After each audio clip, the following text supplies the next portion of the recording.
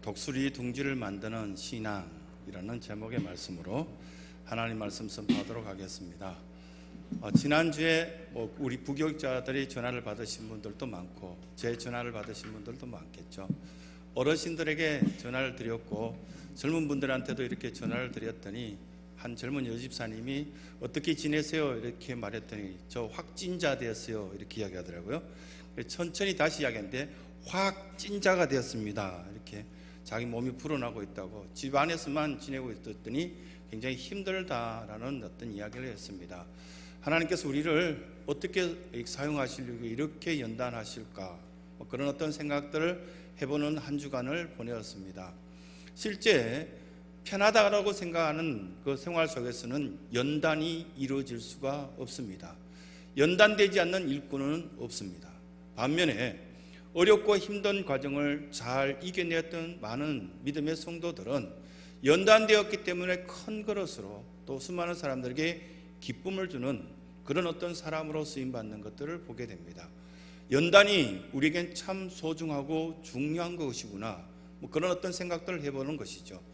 광야 생활 가운데 이스라엘 백성들은 엄청난 연단을 받았습니다. 이 광야 생활은 마치 수많은 어떤 짐승들에게도 어려운 것 같이 사람들에게는 살 수 없는 장소가 바로 광야입니다. 그런데 성경에서는 우리에게 어떻게 이야기하고 있습니까? 이 세상에서 사는 것이 마치 광야 생활하는 것 같다라고 예수님께서 자기를 따른 제자들에게 말씀하신 것들을 보게 됩니다. 그만큼 이 땅에서 살아가는 것이 우여곡절이 많고 비바람이 많고 어려움이 많은 그런 연단된 어떤 생활들을 추구할 수밖에 없는 것이 바로 광야 생활과 같은 이 땅의 생활이구나 라는 것들을 예수님께서 우리에게 말씀하신 것을 듣게 되는 것이죠. 교회는 이제까지 기독교 역사 2000년 동안 예배 드린다고 칭찬받은 적이 거의 없습니다. 단지 중세기 동안 잠깐 교회가 오히려 세상을 핍박할 때 그때 당시에 예배 드리러 정치인들이 몰려오고 많은 부유한 사람들이 몰려왔을 때 예배 드린다고 자랑했던 그때 잠깐 동안 예배에 대해서 자랑스러워했을 뿐이지 예배 드린다고 인정받고 사랑받고 존경받은 적이 없다는 것입니다. 그만큼 예배는 핍박과 환난 가운데서도 또 우리가 하나님을 사모하는 그 마음으로 나갈 수밖에 없는 그런 어떤 상황이 바로 예배구나라는 것들을 기독교 역사를 통해서 우리가 잘 알 수 있습니다. 앞으로 문화적인 어떤 환경이나 퀴어 축제나 다른 어떤 동성애에 대한 이야기나 수많은 것들을 볼 때 더더욱 예배 환경은 나빠지겠구나라는 어떤 짐작을 할 수 있습니다.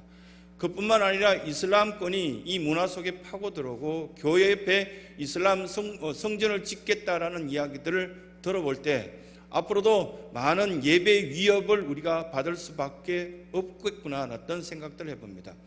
그뿐만 아니라 많은 사람들이 이제 소득 수준이 높아지면서 성전을 떠나고 있습니다.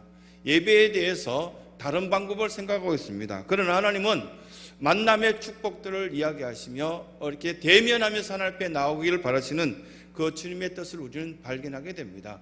교회가 호텔 같은 것들을 꿈꾸고 있지만 실제 교회는 광야와 같은 어떤 모습들을 성경에서는 이야기하고 있고 호텔 같은 분위기 속에서 우아한 모습으로 예배드렸으면 좋겠지만 이런 어떤 모습들은 결코 하나님께서 원하시는 연단의 방법이 아니구나라는 생각을 갖습니다. 교회는 가난한 사람들과 함께 해야 됩니다. 가난하고 어려운 사람들과 함께 해야 되기 때문에 주님께서 우리에게 가르쳐 주신 기도 내용 가운데 매일의 양식을 위해서 구할 수밖에 없는 공동체가 교회라 해야 됩니다. 부유하게 수많은 돈을 쌓아두고 어떻게 쓸까 다툼을 갖는 것보다는 내일 당장 먹을 양식이 없어서 기도해주고 이 교회 주변의 사람들을 돌아보는 공동체가 바로 교회여야 된다는 생각이 듭니다. 그래서 교회가 예배 드린다라고 말할 때 환난 속에서도 우리는 주님을 찾고자 하는 그런 마음이 있어야 되겠구나라는 생각이 들고요. 칭찬받기 위해서는 그 환난의 문을 통과해서 이 성전으로 들어올 때가 가장 아름답구나라는 생각이 듭니다. 어릴 때 저는 시골 교회에서 자라면서 한 이런 어떤 모습들도 봤습니다. 한 아내가 예배 드리는데 남편이 예배당에 가지 말라는데 왜 예배당에 갔어? 라고 그렇게 이야기를 하고 예배 상황 속에서도 예배실에 들어와서 아내의 머리채를 잡고 끌어내가는 모습들을 본 적도 있습니다. 그만큼 예배드리기 어려웠던 시대가 30년, 40년 전이었습니다. 이제 수많은 성전이 아주 우아하게 멋지게 지어져서 초현대식으로 지어졌다 할지라도 우리의 마음이 하나님 앞에 더더욱 가까이 나가지 못하는 올바른 어떤 둥지를 만들지 못하였다면 이건 잘못된 형태로 나아가겠구나라는 생각이 든다는 겁니다. 수많은 어떤 어려움을 겪어내면서도 성전이 성전답고 하나님의 자녀가 하나님의 자녀다울 수 없다면 그것은 올바른 예배가 될 수 없겠죠. 그러나 한 가지 비결을 가르쳐 준 적이 있습니다. 히브리서 12장 2절에 말씀하신 것처럼 믿음의 주요 또 온전케 하시니 예수님을 바라보게 된다면 우리는 광야든지 아니면 초현대식의 성전이든지 그 어디서나 하나님 앞에 예배할 수 있는 날이 우리에게는 계속 지속될 수 있다라고 말씀으로 가르쳐 주시는 겁니다. 그래서 편한 것이 다 좋은 것 아니구나. 우리는 편한 것을 추구할 것이 아니라 평안을 위해서 기도하라고 주님께서 말씀하신 것을 기억할 필요가 있다는 것입니다. 편한 것은 유혹입니다.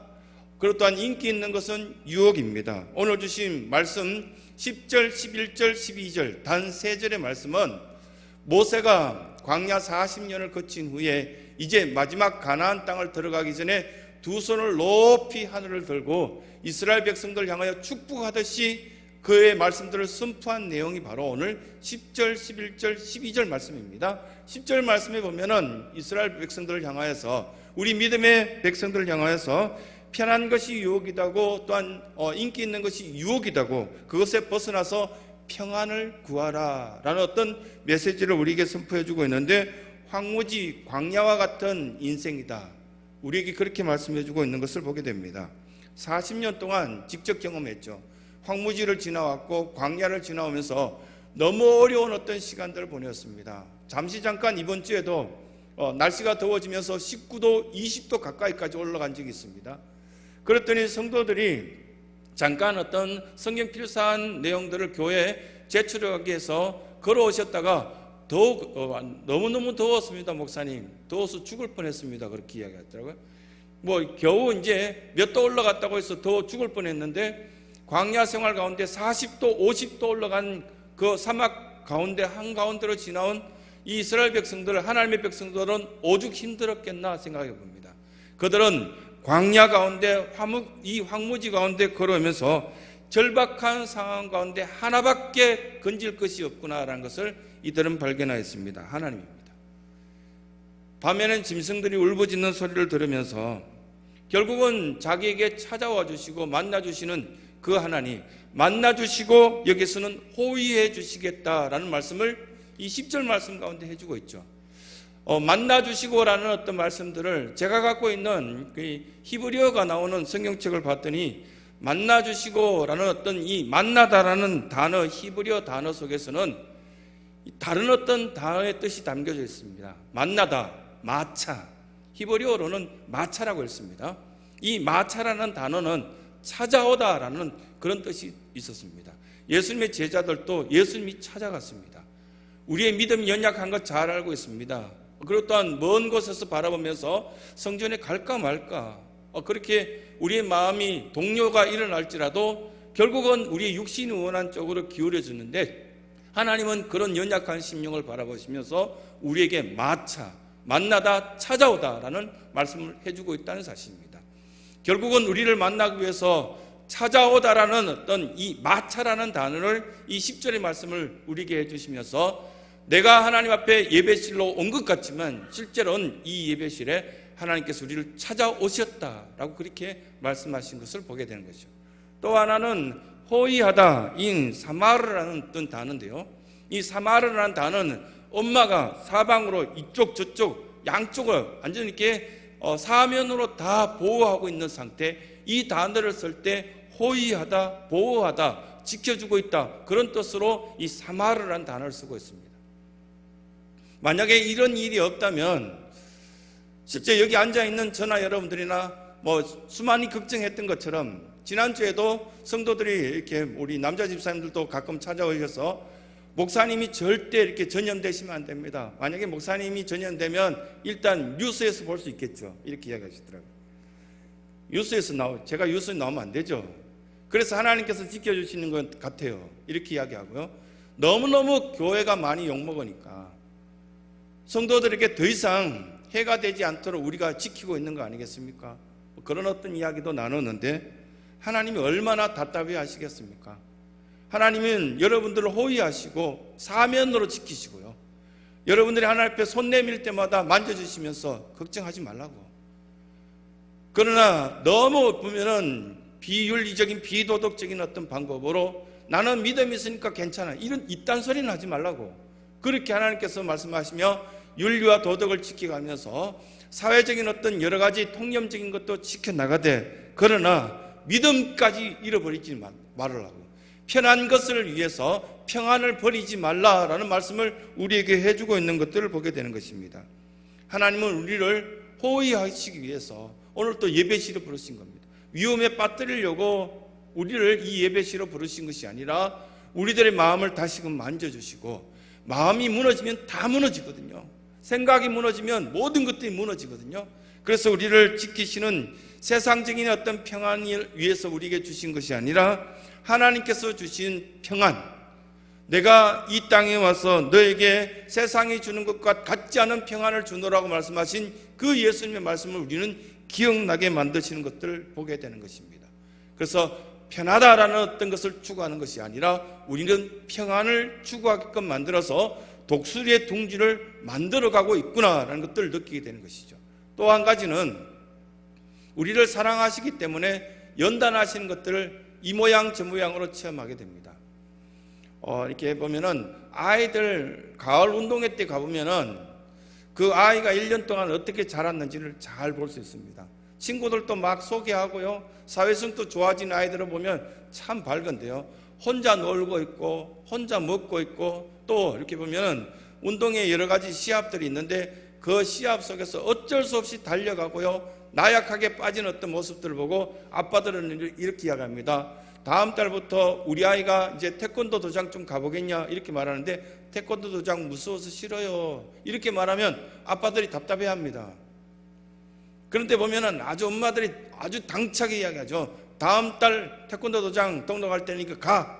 지금 이렇게 남자 녀석이 약해서 되겠어? 뭐 이렇게 이야기하는 것들 보고 옆에 보면은 1년 내내 집 밖에 나가지도 못하게 하고 친구도 못 만나게 하고 나약하게 길렀는데, 지금 와서 그 연단이니 뭐 이렇게 강하니 뭐니 이런 이야기를 해서 되겠냐는 겁니다.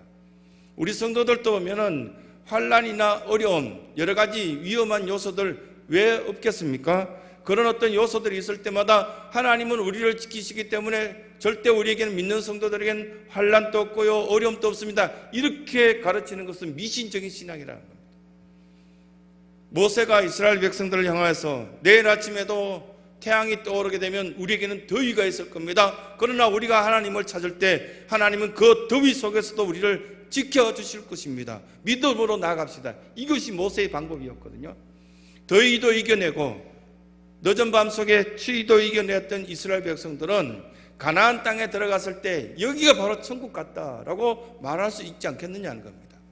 이런 일 저런 일을 다 경험하였던 사람들이 만약에 교회학교 교사가 되거나 이 교회를 섬기는 큰 일꾼이 된다면 그런 일도 있었어. 2020년도에 수많은 어려움이 있어도 우리 성도들은 성전을 지키고 가정에서 예배를 드리고 끝까지 믿음으로 견뎌냈단다. 너도 지금 이런 어려움에서 이겨낼 수 있단다. 이렇게 이야기하지 않겠냐는 겁니다. 그냥 남의 경험이 아니라 우리는 직접 경험을 하고 있습니다. 광야를 지나가고 있습니다. 황무지 위에 서 있습니다. 그럴 때마다 어떻게 해야 될 것인가 주님을 바라보시면서 정답이 보이기 시작할 것이라는 사실입니다. 요한복음에는 이 해답을 너희들이 신앙을 독수리같이 가졌으면 좋겠다. 올라라고. 지금 그냥 바닥을 기는 것이 아니라 높은 곳에서 바라볼 줄 아는 시선을 가졌으면 좋겠다. 그렇게 말씀하시고 11절 말씀에 보면은 독수리 이야기가 나오는데, 이 말씀에 미국에 있던 초대 많은 어떤 리더들이 이 말씀을 보고 미국 그 국기 속에 흰머리 독수리를 그려 넣었거든요. 여러분 혹시 그 기록들을 보신 적 있습니까? 여행하다가 뭐 제 문장 실력으로는 그거 다 읽을 수 없었지만 성조기를 만들고 이렇게 미국의 독수리 문양을 그게 모든 어떤 인정을 하기 위해서 도장 찍을 때 독수리 문양이 들어가는 이유를 그들이 이렇게 어떻게 하면 우리 민족이 강해질 수 있고 하나님을 떠나지 않고 생활할 수 있을까? 마치 모세가 홍해 앞에 서서 두 손을 높이 들었을 때 독수리가 날개를 높이 드는 것처럼 우리의 신앙은 하나님을 떠나서는 안 돼. 하나님을 제대로 믿어야만 우리 이 민족은 영국을 떠나서 이 땅에 왔는데 이 사람들이 강건하게 될 수 있어. 그것들 결정하였다는 겁니다. 그 내용들을 쭉 읽어봤을 때 멋지다 생각이 들었습니다. 혹시 우리 아이들에게 멋진 인생을 살라고 이야기할 때 이 이야기 해주고 싶은 생각이 없습니까? 저는 이 자리에 있는 우리 사랑하는 신성의 성도들이 이 믿음의 모습을 가졌으면 좋겠습니다. 이제 독수리처럼 어려움도 있겠죠. 또 여러 가지 환난도 있겠죠. 그래서 여러 가지 이야기들을 찾아보거나 검색해보면 독수리가 멋지다는 이야기들을 많이 느끼게 되는데요. 독수리들은 이렇게 날아오르기 전에 한 2번 정도 휙휙 졌다가 가만히 있어도 계속 날아 올라간답니다. 왜냐하면 날개 그 구조가 양력이라는 거 있잖아요. 비행기 날개처럼 그렇게 되어 있기 때문에 한 2번 정도 크게 저으면은 높이까지 올라간다고 합니다. 다른 새들은 수없이 저어야 되지만 이 독수리의 특징이 그런 거 있다고. 왜 그러냐라고 이렇게 그 조류에 대한 새에 대한 백과사전을 뒤져보면은 어떤 것이 소개되냐면은 독수리들은 반드시 한 해 한 해 털을 이렇게 날개 털은 반드시 뽑아내고 새로운 털을 가진답니다. 1년 동안 때 묻은 털은 뽑아낸답니다. 먼지가 많이 묻은 털은 이 사람처럼 씻어낼 수가 없으니까 그 털은 뽑아내버리고 새로운 털, 건강한 털을 갖고 언제든지 날 수 있는 준비를 한다고 합니다. 그리고 그 털이 보면은 털이 잘 날 수 있는 털로 이렇게 구성되어 있기 때문에 우리가 알고 있는 비행기 그 구조처럼 잘 날 수 있어서 수많은 어떤 새들보다 더 높이 날아서 더 멀리 볼 수 있는 그런 구조를 갖고 있다. 그런 설명이 있었습니다. 실제 이런 어떤 환난이나 어려움이 있다면은 만약에 6.25를 경험하거나 뭐 그런 어떤 어른들이 뭐 지금 이 자리에 앉아 계신다면 우리 보고 그렇게 이야기하시겠죠. 우리가 경험한 것은 1950년도부터 53년도까지 이 나라에 수많은 사람들이 죽어가고 어려웠을 때도 우리가 하나님을 찾았을 때 견뎌내었어. 그런 이야기를 직접 경험한 것들을 하신다면 우리가 어떤 생각이 들까요? 단칸방에 속에서 하나님, 제가 드리는 이 11조가 지금보다는 100배로 늘어나길 소원합니다. 실제로 100배로 늘어나는 사람들이 얼마나 많이 있습니까? 겨우 1,000원, 2,000원, 100원도 못 드리던 그 11조 생활이 이제 사랑하는 성도들이 그 손길 속에 하나님께서 은혜를 주셔서 베풀고도 살 수 있는 넉넉함이 우리 가운데 있을 때 얼마나 감동과 기쁨을 누리고 있습니까? 독수리가 높은 곳에서 낮은 곳을 바라보듯이 사랑하는 성도들의 믿음 가운데 보면 깃털이 1년 지나고 2년 지나면 그 새로운 어떤 깃털로 자리 잡아야만 작년에는 큰 은혜를 입었지만 그 깃털과 그 신앙의 태도는 원래 새롭게 은혜 입기 어렵다는 겁니다. 작년에 우리가 불렀던 너 근심 걱정 말아나 이 찬양 불렀을 때 그때 눈물 지으며 감동했는데 한 해 지나서 올 이렇게 모여서 그 찬양을 부르는데 전혀 마음속에 감동이 없다면 새로운 깃털이 필요하지 않겠습니까? 이렇게 어려운 어떤 가운데 예배실에 모여서 이렇게 보면은 반주가 딱 나오자마자 우리 성도들 몇 분은 눈물 지을 수밖에 없었다고. 나를 사랑하셔서 이곳에 불러주셨구나. 이렇게 귀한 예배 속에서 나를 지키셨구나. 그런 어떤 감동의 시간을 가졌다고 지난주에 많은 성도들이 그렇게 이야기하지 않았습니까? 어제 밤늦은 시간에 한 집사님이 거의 이제 마지막 단계에 와서 사랑하는 아내가 폐가 정지될까봐 너무너무 걱정하는데 갑자기 광주에서 한 기증자가 나와서 지금 이 서울 쪽으로 이렇게 옮겨지고 있고 곧 수술 들어갑니다. 목사님, 이번 기회는 좋은 기회로 생각되고 자꾸만 기도가 되어지고 여러 성도들이 기도해주면 좋은 결과가 있을 것 같습니다. 그 이야기 딱 듣는 순간 느끼면 하나님 이 마지막 기회 속에 독수리처럼 높이 올라서 멀리 볼 수 있는 기회를 주시겠구나 하는 생각이 들었습니다. 여러분, 사랑하는 성도들은 신앙적인 면에 있어서도 과거의 것들을 계속 갖고 가는 것이 아니라 깃털을 새로운 깃털로 마련하여서 준비된 일꾼이 된다면 하나님께서는 귀하게 서시겠구나 라는 말씀을 우리에게 해주시는 겁니다.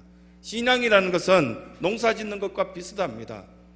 어떻게 잘 준비하느냐, 흙을 이렇게 갈아 뒤엎고 씨앗을 잘 준비하고 뿌린 다음에 잘 가꾸고, 그러면 그 결과는 하나님께서 책임져 주신다, 그렇게 말씀하시는 것 아니겠습니까? 962년에 보면은 프랑크 왕국의 오토 대제라고 여러분 들어본 적 있을 겁니다. 이 오토 대제가 신성 로마 제국, 신성이라는 단어가 들어간 건 다 관심이 있거든요. 신성 로마 제국을 만들면서 이때 문양을 만드는 것이 독수리였어요. 러시아가 대제국이 되자 가장 먼저 문양으로 만든 것이 독수리였습니다. 독일이 그랬고요, 미국이 그러고요, 나폴레옹이 자기를 상징한 문양을 만들었을 때 독수리였잖아요. 우리의 신앙이 독수리처럼 이 높이 올라갈 수 있는 것을 꿈꿔야 되는데, 가능하면 다른 사람들의 눈에 띄지 않고 땅속으로 기어 들어갈 듯한 그런 모습 갖지 말라, 그렇게 말씀하시는 거 아닙니까? 이스라엘 백성들이 광야 40년 동안 이런 경험 저런 경험 다 하면서 과거에 40년 동안 400년 동안 지냈던 그들의 습관이 있었습니다. 문화가 있었습니다. 노예, 종과 같은 습관, 이 광야에서 완전 갈아 뒤엎으라고. 그렇게 해서 새로운 둥지를 만들었으면 좋겠다, 사랑한 자에게 내가 연단할 수 있는 40년 기간을 주겠다, 그것들이 오늘 주어진 이 말씀이란 사실입니다. 그래서 우리는 이 말씀을 대하면서 사랑하는 성도들이 이제 믿음의 새로운 둥지를, 독수리의 둥지를 다시금 마련할 수 있는 그 기회를 잡았으면 좋겠습니다. 많이 어려울 때요, 내 힘으로는 불가능할 때 대체 이런 어떤 결단을 하거든요. 죽을 고비를 넘길 때 하지 않던 작정의 기도를 하고, 더 이상 내 마음이 우울하는 이 감정을 벗어날 수 없을 때 성경을 쓰기 시작하고 작정 기도를 하는 수많은 성도들이 있지 않습니까? 경제적인 위기, 사회적인 위기, 그렇다는 전쟁의 위기, 그렇다는 수많은 여러 아픔들, 질병과 환난 속에서 이들은 40년 광야 생활 속에 하나님만 붙잡았던 놀라운 그들의 모습을 발견하게 됩니다. 새로운 둥지는 믿음으로 반드시 시작하셔야 됩니다. 믿음이 없는 어떤 그릇도 준비되긴 어렵습니다. 물이 없었을 때, 그들은 원망하였을 때 땅이 갈라지고 저주를 받고 많은 사람이 죽었습니다. 하지만 믿음으로 반석을 치자 물이 나왔습니다. 먹을 것이 없어서 배가 고파서 하나님 먹을 것 주세요, 200만 명이 한꺼번에 먹을 수 있는 이 식량 달라고 기도하였을 때 사람들이라면, 믿음이 없다면 받아들일 수 있겠습니까? 200명이 먹을 수 있는 양식. 그런데 하나님께서는 하늘에서 만나와 메추라기를 민수기 16장부터 시작해서 쭉 허락하신 걸 봅니다. 또 그 땅에서 소출이 나매 만나와 메추라기가 끊어졌더라, 이렇게 성경이 이야기합니다. 믿음으로 바라본 그곳에는 기적이 일어나는구나. 믿음으로 역사할 때는 이 뇌 속에 있는 그 종양도 하나님은 사라지게 해주시는구나. 믿음으로 기도할 때는 폐가 정지되는 그 순간에 하나님께서 새로운 기증자를 붙여주셔서 새로운 생명을 이어갈 수 있게 해주시는구나. 믿음으로 기도할 때는 우리의 직장이 끊어지고 사방이 막혔을 때 호의하다는 사마르라는 단어가 우리 가운데 직접 역사하시는구나. 전쟁이 주어진다 할지라도 하나님은 아론과 훌이 그냥 모세의 팔을 들고 서 있을 뿐이었는데 아말렉과 전투에서 대승리를 가져오는 것들을 우리에게 말씀하셨습니다. 욥이 너무너무 괴롭고요, 온몸에 보면은 자기 피부병이 이렇게 발진되었을 때 그 그릇 조각으로 자기 피부를 벅벅 긁어대면서 23장 10절에 이렇게 말씀하시죠. 8절, 9절, 10절 전체를 보면은 내가 이렇게 봐도, 앞을 봐도 하나님 계시지 않고 뒤를 봐도 계시지 않고, 그리고 또한 내가 왼쪽으로 이렇게 일하시나 봐도 하나님 거기 계시지 않고 오른쪽으로 돌이키나 배울 수 없었나이다. 이게 8절 9절입니다 10절에 뭐라고 말씀합니까? 그러나 내가 가는 길을 오직 그가 아시나니 그가 나를 단련하신 후에 내가 순금같이 나으리라. 여러분, 이 환난 속에서 하나님의 은혜를 사모할 수 있는 복된 은혜가 있길 간절히 소원합니다. 말씀이 우리에게 말씀하신 것들을 기억합시다. 로마서 5장 3절과 4절에 환난은 인내를, 인내는 연단을, 연단은 우리에게 소망을 주실 줄 믿으시길 간절히 소원합니다. 지금 우리가 갖고 있는 두 겹을 갖고 있습니까? 야곱처럼, 제이콥처럼 앞서 한 팀을 보내고 혹시나 저 팀을 치면 내가 도망가리라 두 겹을 갖고 이렇게 생각하고 있다면 하나님은 두 겹 다 끊어버리십니다. 왜 고난 속에서 우리가 연단이 필요한가 하나님 보여주실 때 많은데, 혹시나 우리 집이 어려움을 처하면 이 통장이 사라진다 할지라도 이 통장은 우리가 잘 활용하여서 그래도 거지처럼 살지 않겠지, 그렇게 생각하는 두 개들을 다 하나님께서 내려놓게 만들 때가 있습니다. 그러면 오직 하나님만 붙잡겠습니다. 그것이 정답일 때가 있어요. 하나님은 자꾸만 우리에게 두 겹 갖고 있냐, 두 가지를 다 갖고 있냐, 차지도 덮지도 않느냐, 그렇게 말씀하시면서 여러 가지 줄을 잡고 있는 거 다 놓았으면 좋겠다라고 말씀하시면서 우리에게 다가오시면서 사마르, 내가 너를 호위한다고, 마차, 내가 찾아왔다라고 그렇게 말씀하시는 주님 말씀을 들을 때가 있습니다. 우리에게 말씀하십니다. 기도하는 습관, 말씀 보는 습관. 그래서 우리는 순간순간마다 독수리의 둥지를 만들어가는 이 신앙으로 견고하게 되길 바란다. 그 말씀들을 이 환난 가운데 있는 우리에게 말씀하시는 겁니다. 저희 이 심령을 화요일부터 계속 터치하시면서 화요일날 새벽에 나와서 기도하는 가운데 몇 분이 나와서 막 이렇게 기도하시는 그 음성이 왜 그렇게 달게 들려지는지, 왜 그렇게 음악처럼 예쁘게 들려지는지, 그렇게 들려지는 그 기도 속에 우리에게 말씀하신 건, 그래, 끝까지 견뎌내고 습관을 길러간다면 하나님께서는 채우시리라, 넘치게 하시리라, 사랑받게 하시리라, 그 말씀이 들려지기 시작했습니다. 이렇게 믿음의 대선배 중에 한 사람인 중국에서 유명했던 송전도라는 분, 여러분 아십니까? 송전도라는 분이 본명이 아니랍니다. 근데 본명을 아는 사람이 별로 없대요. 송전도, 하도 예수님의 사랑을 전하러 전 중국에 돌아다녔기 때문에 이 사람의 이름이 본명 이외에 전도라는 이름으로 바뀌어졌답니다. 송전도. 근데 그 자녀들이 너무너무 이렇게 복 있는 자로, 엄마가 그 자녀들을 향하여서 계속 기도하고 말씀을 가르치고 그대로 살았더니 복되었다라는 이야기를 최근에 수많은 사람들에게 이 코로나19 바이러스 때문에 소문난 있던 이야기 중에 하나인데요. 중국에도 이렇게 유명한 신앙인이 있었구나라는 것들 이번 기회에 알게 되었습니다. 이분이요, 그 자녀들 가운데 첫 번째가 송경영, 이 자녀는 손문 선생님의 아내가 되죠. 중국 전역과 전 세계의 수많은 학자들에게도 영향을 끼치고 믿음의 대가라고 말할 수 있는 손문 선생님의 아내가 이 첫째가 됩니다. 두 번째는 송자문, 중국의 4대 기업의 대표가 송자문이고, 셋째가 보면 송미령이라고요. 이 사람이 가장 많은 사람들에게 알려졌던 사람인데 장제석 총통의 부인이 됩니다.